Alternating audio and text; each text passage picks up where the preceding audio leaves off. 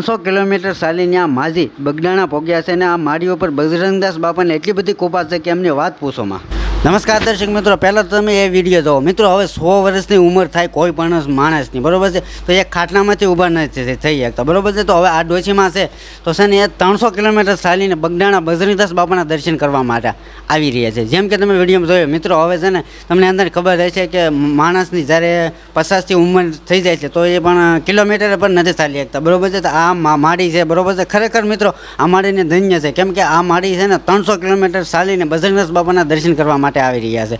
જો જેમ કે તમે વિડીયોમાં જોયું, ખરેખર મિત્રો ધન્ય છે। તો કોમેન્ટમાં જય બજરંગદાસ લખવાનું ભૂલશો નહીં, અને જો ચેનલ ઉપર નવા હોય તો ચેનલને સબસ્ક્રાઈબ કરો, લાઈક કરો અને શેર કરો। અને મિત્રો બગડાણા એક એવું ધામ છે ને બજરંગદાસ બાપાના સાક્ષાત વિરાજમાન છે, અને કહેવાય છે કે બજરંગદાસ બાપાનો પ્રસાદ છે ને રાતે આવો કે દિવસે આવો ગમે ત્યારે આવો તમે પ્રસાદની સુવિધા છે, દર્શન થાય છે અને ખૂબ મજા આવે એવું છે। તો એકવાર બગડાણા જે લોકો ન આવ્યા હોય એને આવો, હું તો એમ કહું છું। અને જે લોકો આવ્યો છે એમને પૂછો કે બગડાણા આવો તો કેવો તમને આનંદ થાય। ખરેખર મિત્રો બજરંગદાસ બાપાનો સાક્ષાત ચમત્કાર અને પરસા પણ અનેકો છે, તમે વિડીયો જોતા હશો, યુટ્યુબ પર સર્ચ મારી લેજો, તમને મળી જાય છે।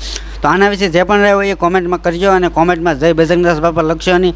અને આ ડોશીમાને ધન્ય છે, અને બજરંગદાસ બાપા એમની હર મનોકામના પૂરી કરે, કેમ કે એ ડોશીમાં છે ને 300 કિલોમીટર ચાલીને બગડાણા બજરંગદાસ બાપાના દર્શન કરવા માટે આવી રહ્યા હતા।